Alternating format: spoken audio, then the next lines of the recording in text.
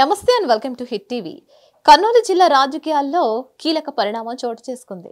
కర్నూలు జిల్లా అభివృద్ధి ధ్యేయంగా తాను కూడా తన వంతు కృషి చేస్తానంటూ ఆటో డ్రైవర్ కర్నూలు పార్లమెంట్ అభ్యర్థిగా నామినేషన్ వేశాడు. ఈ విషయం కర్నూలు జిల్లా రాజకీయాల్లో చర్చనీయాంశంగా మారింది. ఏపీలో ఎన్నికల నోటిఫికేషన్ విడుదల కావడంతో నామినేషన్లు వేయడానికి అభ్యర్థులు క్యూ కడుతున్నారు. మరి ఈ నేపథ్యంలో ఓ ఆటో డ్రైవర్ అందరి దృష్టిని ఆకర్షించాడు. ఎంపీ అభ్యర్థిగా ఎన్నికల బరిలో నిలిచాడు. నామినేషన్ దాఖలు చేశాడు.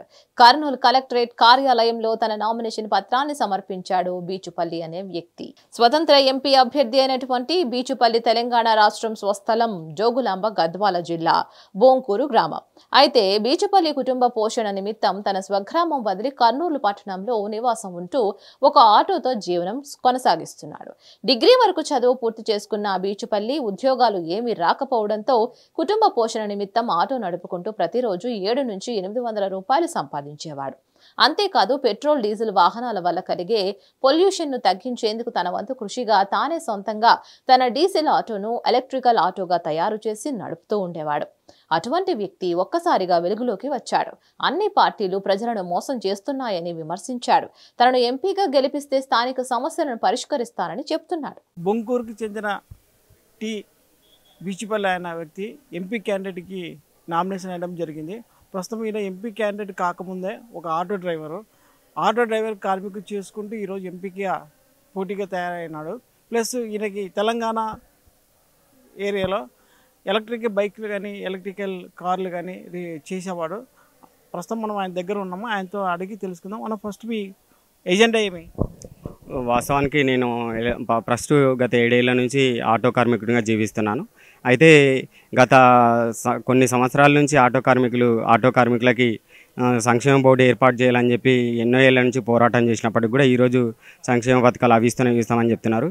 వాస్తవానికి ఒక ఆటో కార్మికుడు సేఫ్టీ అంటే ఆటో నడిపేటప్పుడు ఏదైనా ప్రమాదం జరిగితే చనిపోయేటటువంటి అవకాశాలు చాలా ఎక్కువగా ఉంటాయి. కాబట్టి ప్రభుత్వానికి ఎన్నిసార్లు ఆటో కార్మికులకు సంక్షేమ బోర్డు ఏర్పాటు చేయాలని చెప్పినా కూడా ఇప్పటివరకు మా మొర వెనుక పెట్టుకోకుండా ఈరోజు మాకు ఆ సంక్షేమ బోర్డు ఈ సంక్షేమ పథకం ఇస్తామని చెప్పి ఒక కుక్క బిస్కెట్ వేసినట్టు చేస్తున్నారు. కానీ కావాల్సింది ఆటో కార్మికులకు సంక్షేమ బోర్డు ఏర్పాటు చేయాలని ప్రభుత్వాన్ని కోరుకుంటున్నాను.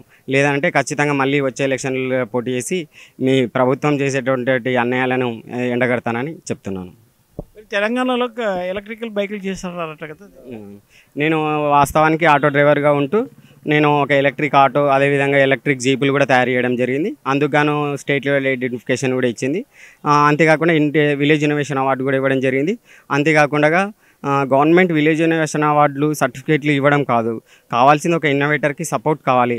లేదంటే ఏదన్నా ప్రభుత్వం నుంచి కొంత అమౌంట్ సాయం చేస్తే ఇంకా ఏదైనా ఇన్నోవేషన్స్ చేసి అదేవిధంగా ఫ్యాక్టరీ పెట్టడానికి కానీ లేదంటే వెహికల్స్ తయారు చేయడానికి ప్రభుత్వం నుంచి అనుమతులు ఇస్తే నేను ఖచ్చితంగా చాలామందికి ఉపాధి కల్పిస్తాను. అదేవిధంగా వెహికల్స్ కూడా ఆటో కార్మికులకు తక్కువ ధరకు తయారు చేసి ఇవ్వడానికి సిద్ధంగా ఉన్నాను. అంతేకాకుండా ప్రజలకు కూడా తక్కువ ధరలో వెహికల్స్ ఎలక్ట్రిక్ వాహనాలు తయారు చేసి ఇవ్వడానికి సిద్ధంగా ఉన్నాను. ఎలక్ట్రికల్ బైక్ మీరు చేసే సమ్మతం మీ దగ్గర ఉండి ఒక స్మాల్ ఇండస్ట్రీలలో లోన్ ఇస్తారు కదా, లోన్లు ఇస్తారు. మీ తెలంగాణలో చాలా వరకు లోన్లు ఎక్కువ ఇస్తున్నారని చెప్పి చాలా టాకులు వచ్చినాయి. కానీ మీరు ఆ రూట్లో లేకోకుండా ఈ రాజకీయంలోకి ఎందుకు వస్తున్నారు? యాక్చువల్గా అయితే ఏదైనా సరే లోన్ కావాలంటే ఫస్ట్ యూనిట్ ఉండాలి. యూనిట్ లేకుండా నేను ఇన్నోవేషన్స్ చేస్తాను, నేను ఆ కార్లు జీబులు తయారు చేస్తానంటే ఏ బ్యాంక్ కూడా లోన్ ఇవ్వదు. ఎందుకంటే యూనిట్ ఉంటేనే బ్యాంకులు లోన్ ఇస్తాయి. మా లాంటి వాళ్ళకు యూనిట్ లేదు కాబట్టి మాకు లోన్ ఇచ్చే అవకాశం లేదు బాబు అని చెప్పి గవర్నమెంట్ చెప్పేస్తుంది, చేతులు దులిపేసుకుంటుంది. తప్పనిస్తే ప్రభుత్వం నుంచి ఎలాంటి ప్రోత్సాహం కూడా అందడం లేదు. గవర్నమెంట్ నుంచి యూనిట్ లేకపోతే లోన్ ఇవ్వరు అన్నది వాస్తవమే. కానీ నీకు గవర్నమెంట్ సర్టిఫికేట్ ఇచ్చినప్పుడు గవర్నమెంట్ గుర్తించింది కదా మిమ్మల్ని వెహికల్స్ ఇస్తానే. అలాంటప్పుడు మీరు గవర్నమెంట్కి అర్జీ ఎందుకు పెట్టుకోవడం లేదు? గవర్నమెంట్కి చాలా రోజుల నుంచే నేను చెప్తున్నాను. ప్రభుత్వానికి మెయిల్స్ పెట్టడం జరిగింది, టీఎస్ఐసి కూడా మెయిల్ పెట్టడం జరిగింది, తెలంగాణ ప్రభుత్వానికి కూడా తెలియడం జరిగింది. నేను హైదరాబాద్లో చాలా చోట్ల ఈవెంట్ పెట్టి ప్రదర్శన కూడా ఇవ్వడం జరిగింది నేను తయారు చేసిన వెహికల్స్ని. ప్రభుత్వాన్ని ప్రోత్సాహం అడిగినప్పటికి కూడా వాళ్ళు రెస్పాండ్ కావడం లేదు. ఇన్నోవేటర్స్ని ఇన్నోవేటర్స్ కావాల్సిన ప్రోత్సాహం, ఆ ప్రోత్సాహం ఎటువంటి పరిస్థితుల్లో ఇవ్వకుండా కనీసం ఇన్నోవేషన్స్ విభాగంలో ఇంత బడ్జెట్ కేటాయించి మా లాంటి వాళ్ళకి ప్రోత్సాహకాలు అందిస్తే ఖచ్చితంగా మేము ఇన్నోవేషన్స్లో ముందుకెళ్తాం. అంతేకాకుండా ఎంతోమందికి ఉపాధి కూడా కల్పిస్తాం. అలాంటి చర్యలు ప్రభుత్వాలు తీసుకోవడం లేదు కాబట్టి నేను నామినేషన్ వేయడం జరిగింది. ఖచ్చితంగా ఇన్నోవేషన్స్ విభాగంలో కొంత బడ్జెట్ కేటాయించకపోతే మాత్రం భవిష్యత్తులో ఖచ్చితంగా పోరాటం చేస్తాం. అంతేవిధంగా స్వచ్ఛందంగా రాజకీయాల్లో పాల్గొని ప్రభుత్వం చేసే అన్యాయాలను ఎండగడతాం. ఈ కాస్ట్లీ ఎలక్షన్లలో టీడీపీ కానీ వైసీపీ కానీ కోట్లు ఖర్చు పెట్టి దన్నుకుంటేనే వాళ్ళకే టికెట్ గెలుస్తామా లేదా అన్న భ్రమలో ఉన్నారు. తర్వాత మీరు ఒక ఆటో కార్మికులు తోలి ఈ ఖర్చులకి ఎలా భరాయించాలని చెప్పి ఎలక్షన్లకు వచ్చారు. వాస్తవానికి ప్రజలు లాస్ట్ టైం బర్రెలెక్క నామినేషన్ వేసినప్పుడు ప్రజలందరూ రాష్ట్ర వ్యాప్తంగా 2 రాష్ట్రాల్లో ప్రజలు ఆల్రెడీ చూశారు ఎలాంటి స్పందన వచ్చింది. ఆ నిరుద్యోగం మీద ఆ అమ్మాయి చేసినటువంటి పోరాటానికి గాను ప్రజల్లో తీవ్రమైన స్పందన వచ్చి ఆ అమ్మాయికి కావాల్సినటువంటి ఖర్చులు, వెహికల్స్ కూడా వాళ్ళే భరించి మరి ఆ అమ్మాయిని ముందుకు తీసుకెళ్లడం జరిగింది. అందుకోసమే ఎవరైనా సరే ఇప్పుడు ప్రతి ఒక్కరు ఏమనుకుంటున్నారు, స్వచ్ఛందంగా యువత రాజకీయాల్లోకి రావాలి, ఈ భ్రష్టు పట్టిన రాజకీయాలని ఈ రాజకీయ నాయకులు ఎంతసేపులున్నా సంపాదించుకోవడానికి మాత్రమే చూస్తున్నారు. కానీ పేదరికం నిర్మూలనకు కానీ నిరుద్యోగ నిర్మూలనకు కానీ ఈరోజు కార్పొరేట్ వ్యవస్థను అభివృద్ధి చేయడానికి కోసం మాత్రమే ప్రభుత్వాలు పనిచేస్తున్నాయి. కానీ ఈ పేదరికాన్ని, నిరుద్యోగాన్ని, రైతులను కానీ సపోర్ట్ చేసే పరిస్థితులు ఈ ప్రభుత్వాలు లేవు. కాబట్టి ఖచ్చితంగా మళ్ళీ పోరాటం చేస్తాం. అంతేవిధంగా మళ్ళీ వచ్చే ఎన్నికల్లో కూడా పోటీ చేస్తాం. ప్రస్తుతం ఎన్నిక ఆటో చేతిలో వర్క్ ఉన్నా కూడా గవర్నమెంట్ ఎలాంటి గుర్తింపు లేక జీవనోపాధి లేకుండా ఉండడం, ప్లస్ అలాగే తెలంగాణలో పోయిన ఎలక్షన్లో బర్రెలెక్క ఎంత స్మూత్గా వచ్చిందో అదేవిధంగా నేను కూడా అదే చేస్తానని చెప్పి చెప్తున్నాడు. ప్రస్తుతం ఆయన ధైర్యానికి మనం హ్యాషప్ చెప్తున్నాము. ఏమంటే ఒక ఆటో నడుపుకుంటూ ఒక ఎంపీకి క్యాండిడేట్ వేయడం అనేది ఆశయశబ్దం కాదు.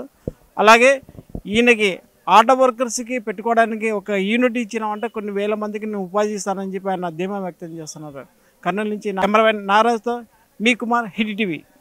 నా పేరు టీ బీచ్పల్లి, బొంకూరు గ్రామం, ఉండవెల్లి మండలం, జోగుగలంబ, గద్వాల జిల్లా, తెలంగాణ రాష్ట్రం. అయితే 2019లో నేను లాస్ట్ టైం ఎన్నికల్లో కర్నూలు పార్లమెంట్కి పోటీ చేయడం జరిగింది. అయితే పోయిన ఎన్నికల్లో 10,000 ఓట్లు సాధించడం జరిగింది. అయితే లాస్ట్ టైం 17 మంది పోటీల్లో ఉండగా 6వ స్థానంలో నిలిచాను. మళ్ళీ ఇప్పుడు 2024 ఎన్నికల్లో కూడా పోటీ చేస్తున్నాను. ఎందుకు పోటీ చేస్తున్నాను అంటే చాలా రోజుల నుంచి, అంటే నేను 7 ఏళ్ళ నుంచి ఆటో నడుపుతున్నాను. అయితే ఆటో కార్మికులకి సంక్షేమ బోర్డు ఏర్పాటు చేయాలని చెప్పి ఎన్నో ఏళ్ల నుంచి ఆటో కార్మికులు పోరాటం చేసినప్పుడు కూడా ఈరోజు ఆటో కార్మికులకి సంక్షేమ బోర్డు ఏర్పాటు చేయకుండా చిల్లర పడేసినట్టుగా అంత ఇంత ఇచ్చుకుంటా సంక్షేమ పథకం ఇస్తున్నాం మీకు. అంతేకాదు, ఎందుకంటే ఒక ఆటో డ్రైవర్ ఆటో నడుపుతుంటే సేఫ్టీ చాలా తక్కువ ఉంటుంది. ఏదైనా యాక్సిడెంట్ జరిగితే వాళ్ళ భార్య పిల్లల పరిస్థితి ఉంది. కాబట్టి ఆటో కార్మికులకి సంక్షేమ బోర్డు ఏర్పాటు చేయాలని చెప్తున్నాను.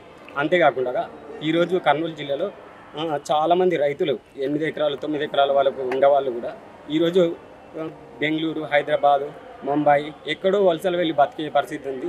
కనీసం వర్షం పడితేనే పంట పడే పరిస్థితి ఉంది. కాబట్టి ఈరోజు వర్షం లేక కనీసం కొన్ని గ్రామాల్లో తాగడానికి నీరు కూడా లేదు, ఫ్యాక్టరీలు లేవు. ఈరోజు కర్నూలు పరిస్థితి ఎట్లా ఉందంటే వలసలు వెళ్ళేటటువంటి పరిస్థితి ఉంది. కాబట్టి నేను ఒక ఇన్నోవేటర్, తెలంగాణ స్టేట్లో ఐడెంటిఫికేషన్ కూడా ఉంది నాకు. నేను ఎలక్ట్రిక్ కార్లు లేదా జీప్లు, వెహికల్స్ తయారు చేయగలను. లేదు ప్రభుత్వం నాకు కనుక అవకాశం ఇస్తే నేను ఖచ్చితంగా ఈ ప్రాంతంలో ఫ్యాక్టరీ పెడతాను, ప్లస్ శిక్షణ కూడా ఇస్తాను. ఎలక్ట్రిక్ వెహికల్స్ తయారు చేసే దాంట్లో శిక్షణ కూడా ఇప్పించగలను. అంతేకాకుండా నరేంద్ర మోడీ ప్రభుత్వం ఈరోజు ఎంతసేపు ఉన్నా అదానీ, అంబానీలకి గవర్నమెంట్ సెక్టర్ మొత్తం ఈరోజు ప్రైవేటైజేషన్ చేసి ప్రభుత్వ ఉద్యోగాలు లేకుండా ఈరోజు పేదరికం, నిరుద్యోగం పెంచే విధంగా ప్రయత్నిస్తున్నాడు. అంతేకాకుండా రైతులకి కనీసం వాళ్ళకి రుణమాఫీ చేయకుండా అంతో ఇంతో ఒక ఎకరకింత ఇస్తున్నామని చెప్తున్నారు. కానీ ఇప్పుడు ప్రస్తుతం ఉన్న పెట్టుబడిదారు వ్యవస్థలో చాలా వరకు పారిశ్రామికవేత్తలకి 10 లక్షల కోట్లు రుణమాఫీ చేస్తున్నారు, సబ్సిడీ ఇస్తున్నారు. అటువంటిది రైతులకు మాత్రం కనీసము వాళ్ళకి ఈ పంట నష్టపరిహారాలు కానీ, వాళ్ళకి ఇవ్వాల్సినటువంటి సబ్సిడీలు కానీ, ఈ ప్రస్తుతం ఉన్నటువంటి రుణమాఫీలు కానీ ఇవన్నీ ఇవ్వట్లేదు. కాబట్టి నేను ఇంకోటి ఎంఎస్పి మెయిన్ రైతులు గత సంవత్సరం కిందట రైతులు ఢిల్లీలో నిరవధిక పోరాటం చేయడం జరిగింది. అయితే ఆ రైతులని టెర్రరిస్టులుగా ముద్రించిన బీజేపీ గవర్నమెంట్కి నేను ఒకటే విషయం చెప్తున్నాను. రైతులు పోరాటం చేసింది ఎంఎస్పీ కోసము. ప్రైవేట్ ఏవైతే ప్రభుత్వ కొనుగోలు శాఖలు ఉండవో దాన్ని ప్రైవేటైజేషన్ చేయొద్దని చెప్పి రైతులు పోరాటం చేస్తే వాళ్ళని టెర్రరిస్టుగా ఈరోజు ముద్రించే ప్రయత్నం చేస్తుంది బీజేపీ గవర్నమెంట్కి నేను చెప్తున్నాను. నేను ఒక ఆటో కార్మికుడిగా చెప్తున్నాను. ఈరోజు రైతులకి, నిరుద్యోగులకి, పేదరికంలో ఉన్నటువంటి వాళ్ళకి ఈ సహాయం చేయాల్సింది పెట్టుబడిదారు వ్యవస్థకి, అంతేకాకుండా పారిశ్రామికవేత్తలకి కాదు సబ్సిడీ ఇవ్వాల్సింది. ఈరోజు రైతులకి, పేదరికంలో ఉన్నటువంటి వాళ్లకు, నిరుద్యోగులకు ఉద్యోగాలు ఇవ్వాలని నేను కోరుకుంటున్నాను. నా పేరు టీ బీచ్పల్లి, గోంటూరు విలేజ్, జోగులాంబ గద్వాల జిల్లా, తెలంగాణ రాష్ట్రం. మరిన్ని అప్డేట్స్ కోసం please like, share and subscribe to Hit TV.